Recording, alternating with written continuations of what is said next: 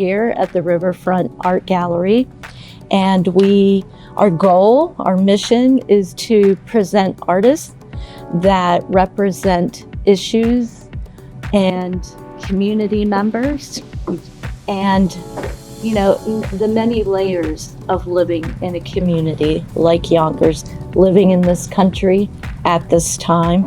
We're very interested in the intersections of contemporary arts and community issues.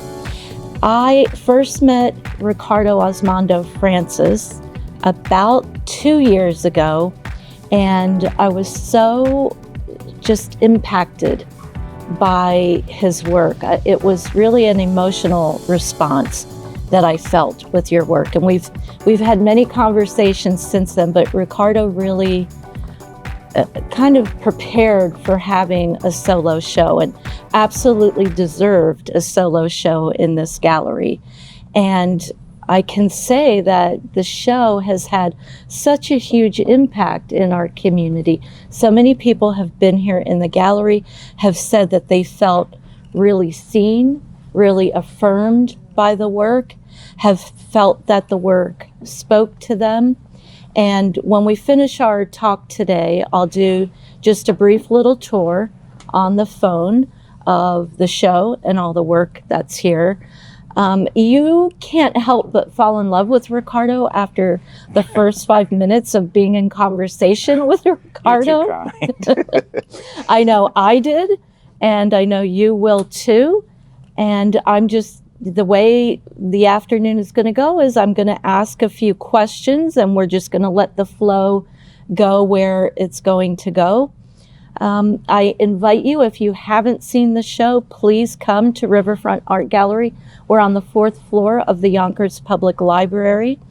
We're open when the library's open, and I'm usually here through the week, so I'm happy to take you through the work and talk to you about the work, but I invite you to come and see it if you have it.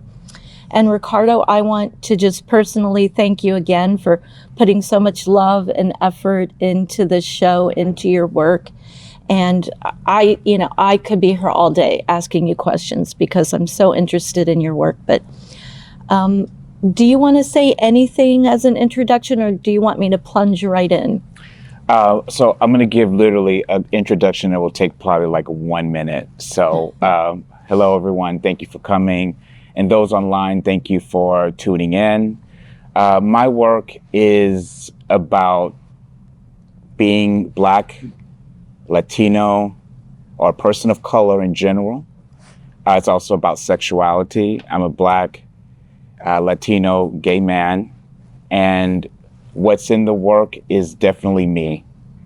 So I share my inner thoughts, and I hope the inner thoughts of some of the people I represent in the work. And I'm all about the context of who a person is. That is the main goal when I do portraits, is that not what the person looks like, but who they are, what their life experiences are, which explains the collaging and a lot of the symbols and all of the various elements that are working alongside each other in all of the work. So in general, that's what I do.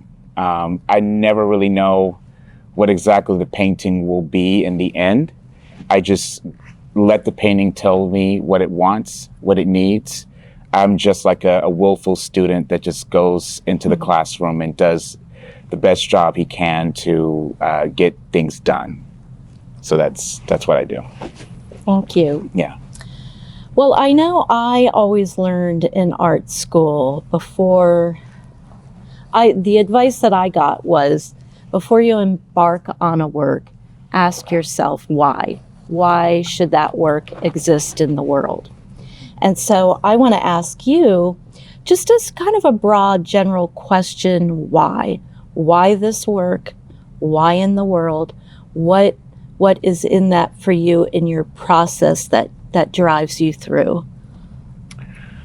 Well, one, why not? That's always a typical artist question, and that seems like almost a cynical response to give, but it really isn't. It's when an artist finds their voice that voice is very loud and clear for them, one, and then two, the rest of it is just trying to understand what that voice is. For me, the collaging especially happened in 2001 with a drawing. And once I put down the first few elements in that drawing, it was like a light bulb moment, as a psychiatrist, psychologist would say. And I was like, oh, I actually like this. And I get bored very easily, so working in one medium is just something I can't do. So the more, the merrier. And in doing these, they need, all of the elements that are in them need each other in order to say what needs to be said, or to share what needs to be shared philosophically, intellectually, or conceptually, whatnot. So I like what you said about the symbols meeting each other. Hi, I'm Smokey Bear, and I made an assistant to help you prevent wildfires. Dude, I've got this. I've been camping since I was 5 years old. But I am a camping influencer. You know what? I'll bet you $5. Okay. Assistant Smokey, what is the best way to put out a campfire? To put out a campfire, drown with water, stir, drown again. Then make sure the fire is out cold by feeling with the back of your hand. Wait, really? I'll take the $5. When it comes to making plans, you are the best. What about those barbecues you plan in detail for your family? Or your daughter's first costume party? It was out of this world. The same way you plan each detail for those moments, start planning to protect you and your loved ones from a natural disaster. Sign up for local weather and emergency alerts. Prepare an emergency kit and make a family communications plan. As I look at your work, and I've looked at it a lot and deeply while it's been living here in the gallery. And sometimes the symbols, I mean, what I love about the symbols is they can mean what it means to you personally as you take in the work. And I know that you care about that. You care about people being able to take their own meaning from the work and being able to have that conversation with the work. But I also know what people ask me about the work when I'm guiding people through the show. And one thing that has come up a lot as observers look at your symbols is the sword symbol that is in a lot of your work. And the sword is kind of this double symbol. It's in a cross with the blade pointing up. And so many people have asked me about that symbol. So I want to ask you about that symbol. So I love going to 99-cent stores and finding party paper towels, or the things that kids use for like birthday parties or whatnot. There's some of the best designs on them for me. So that particular design was a bit of a surprise because on the front of it was just like a green and black grid. And that part of it was not a very interesting part, but when I saw the sword, I was like, that, yes. And at the time I started using that particular collage element, it was during a time where COVID was starting to rear its ugly head to everybody. And I thought the sword, for me, represented the vaccine, the answer, a form of prevention, a form of self-care, a form of protection from this thing that we were all trying to figure out at the time. Now, as I've put this sword so many times now at this point, it is definitely going to mean different things for each piece that it's in. It's not going to mean the same thing it did initially when I started using it. So it's a big I don't know. You know, for me, it's like it makes sense visually to use it at times. But for each of you all or whoever sees the work, you're gonna have a completely different impression. And I love reactions from people in terms of how they see the work and how they take in what they're looking at.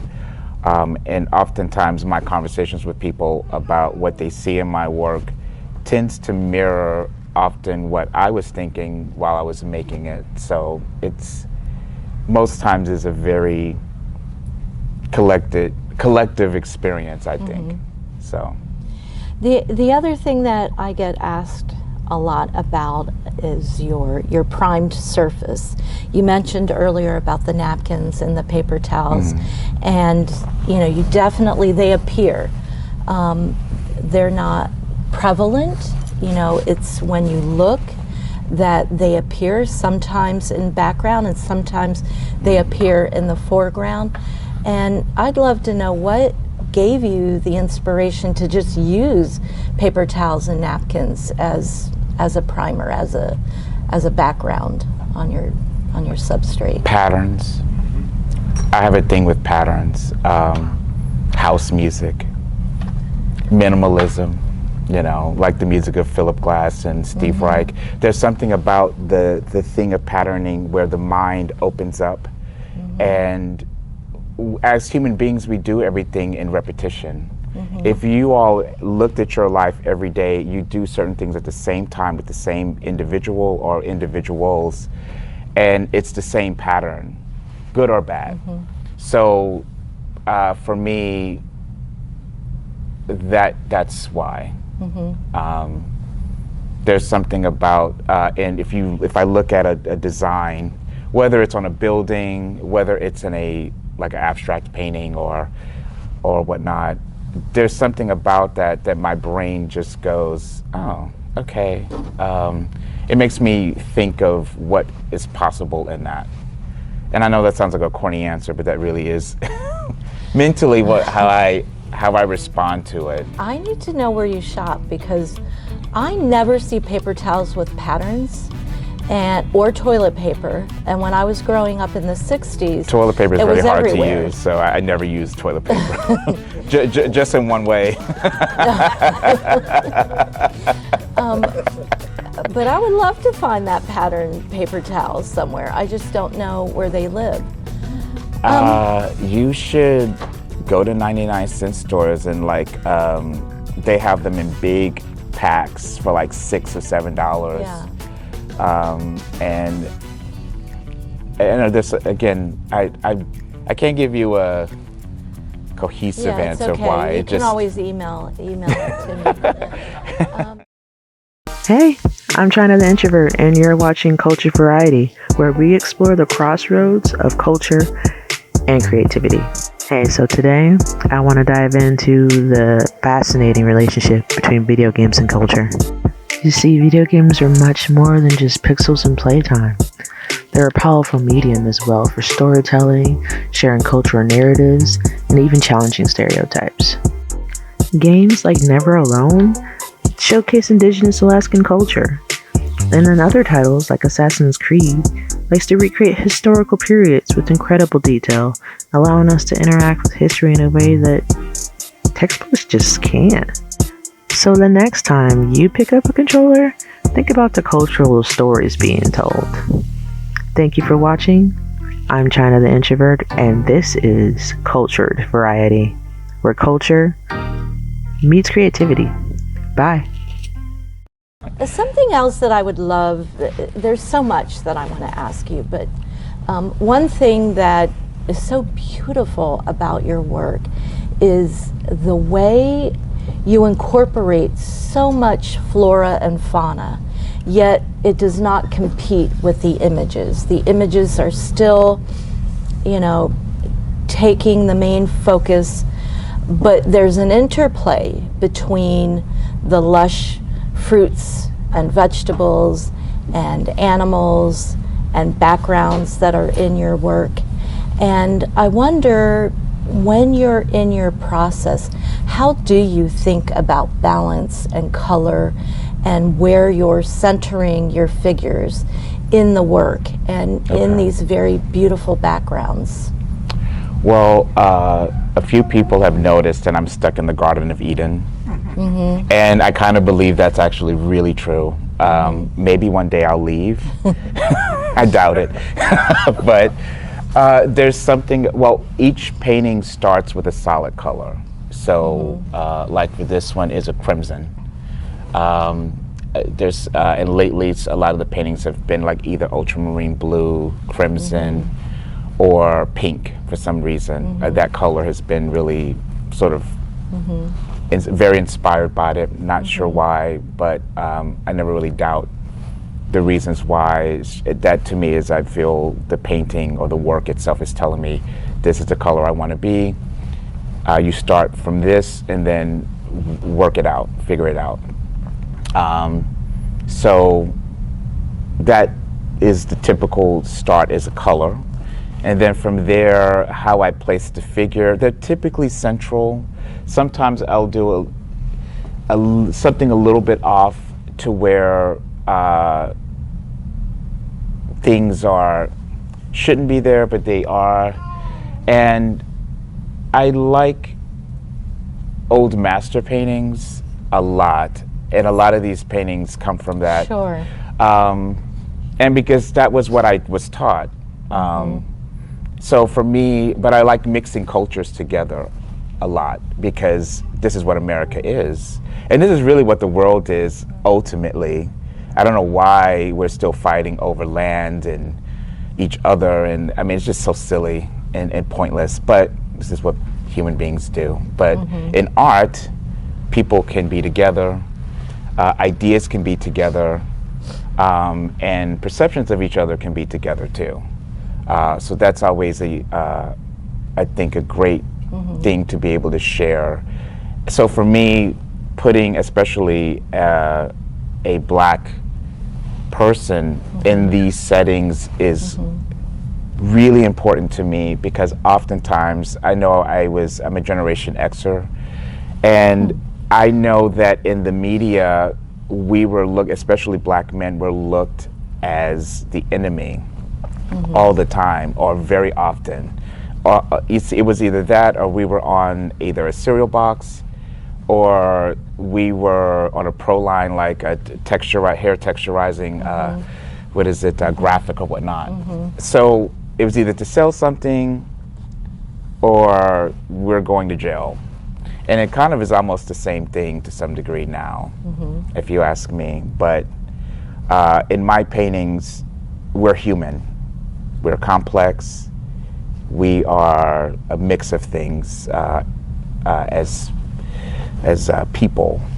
We're not just this, one-dimensional character or series of characters that the media tends to paint us as. So it's important to me to have a lot of deep context there for people to take in when they see, whether it's an entire show or just one piece of mine. So I like that you said that, the multi-dimensions, because one thing that shows up in your work is, for example, with Breonna Taylor, with James Baldwin, with George Floyd, you see the regalness of these very present figures in our history and our culture in a way that isn't often viewed, and you painted them in the master style, which is different than seeing a political poster or one more attempt to show the misery and the torture. And it made their stories so much more a part of history that needs to be carried on.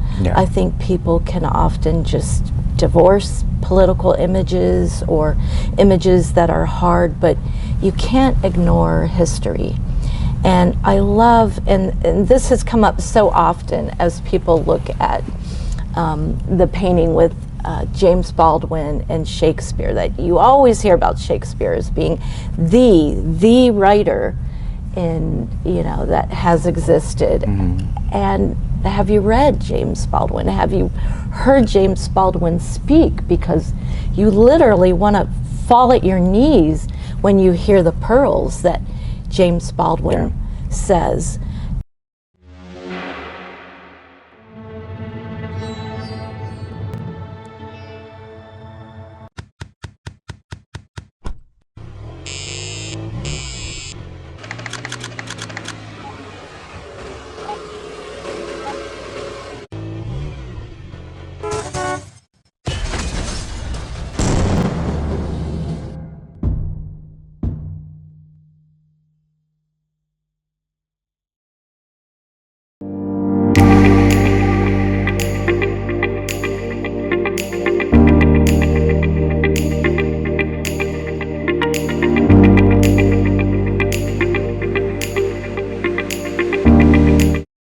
I remember one interview, James Baldwin was being interviewed by Dick Cavett, and Dick Cavett says, "Are your people afraid of black militant people? White people are afraid of them. Are your people afraid of them too?" And Dick Cavett just what an took insensitive this, question, but okay. I know. And so James Baldwin, he's just had it with questions like this, but he takes this deep sigh, and then he answers the question in the way that he should. And that moment came back to me when I saw this painting of James Baldwin, and I've heard so much from the public that has come in when they've said, this is how we want to be represented. This is how we want our story to be told when looking at our historical figures.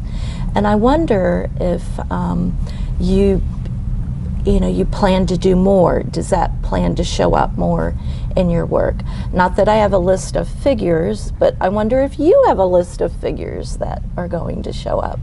Well, Tyree Nichols is going to be one of my next big paintings, because I think what happened to him should not have happened. And I already see Saint Sebastian as he's an avatar of that. So what exactly that will look like, don't know. I just know the color is like a purple-red mix. So what that ends up becoming, don't know. But I love that you have the we'll color. see. I see things in color. I mean, but I think all artists do. It's hard to explain. I think like an accountant sees numbers. A musician can hear a melody. Those things come from this. I call God the source. And I think that makes the idea of God just one. The issue of God on this planet annoys me too, to some degree. I'm sorry, I don't. But you know what I'm going to say about that. Speak. It's God is politicized here, and that is annoying. The reality of all of our experiences, our human experiences, we're supposed to be doing what we're doing. And there are different human stories to be told. We all are not this one codified group. We have a variety of different expressions, a variety of different experiences to share with each other. So I don't understand all of these political and social issues we all have with each other, whether it's LGBTQ issues or political ones, where we have the war in Ukraine and this, that, and the other. A lot of it to me is based on money and greed. That's why in a lot of the work you'll see the dollar sign, if you look closely, is there. It's man trying to make poverty and treachery for another group of individuals for really silly and dumb reasons. And that will always be, for me, a theme, a subtext in the work that will always be there. That's the subtext. Yeah.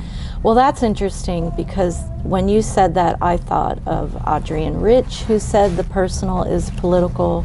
I thought of James Whitten, who said to be a black artist is to be political. And it means, because his quote is, to be a black artist is political because to exist is to be political.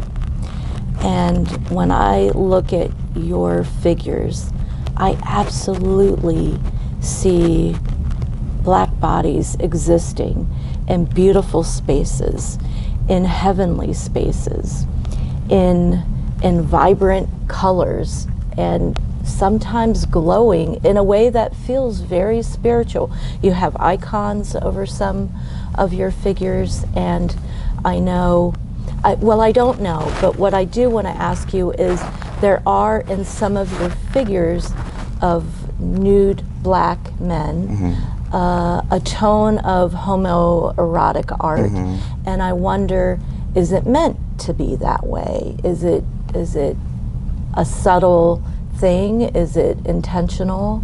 Or is it just maybe the way I'm viewing it because of, you know, what I bring to the painting? So I want people to bring their experience to the work, always. Even if they hate what they're seeing, it's their experience that has to be honored. So as an artist, I have to always keep that in mind. Not everybody's gonna like what I do. Some people will probably come see this show and be like, oh my God, what the hell is this? And why is he making these statements and whatnot? But it's I will set them straight. Say that, don't worry. But it's but art is supposed to make people react. That is, and I've always understood that pretty much from the jump. So I'm at peace with that. Whether it's a positive reaction or a negative reaction, it's a reaction. And that is what it is in terms of that. For me, is homoeroticism necessary in the work? That's a hard question to really answer because I'm the one making it. And my viewpoint is constantly, as a gay man, yeah, it's part of the conversation, but it's not the only conversation I'm having. So I hope that answers that question, because I can only see the work through my experience in life. Well, you know, as a curator, when you're guiding people through the work, of course people will have strong reactions, people will not always love what you've put together as a curator, but you know, I see my role as kind of the spirit guide to read into the work and to understand the work in a deep and authentic way, even though they may not agree with your vision, but to see what it is that is there for them, whether they like it or they don't like it. It's important to understand it. And with your work, I feel like every day when I come in, I feel like I'm entering a church. I feel like I'm entering a historic space. I feel it's a spiritual experience. I've had many emotional moments with this work, and I'm always questioning what is making me emotional right now when I look at the work. I see all of you in the work. I see all of you showing up in the work, and I think that's very difficult to do as an artist, because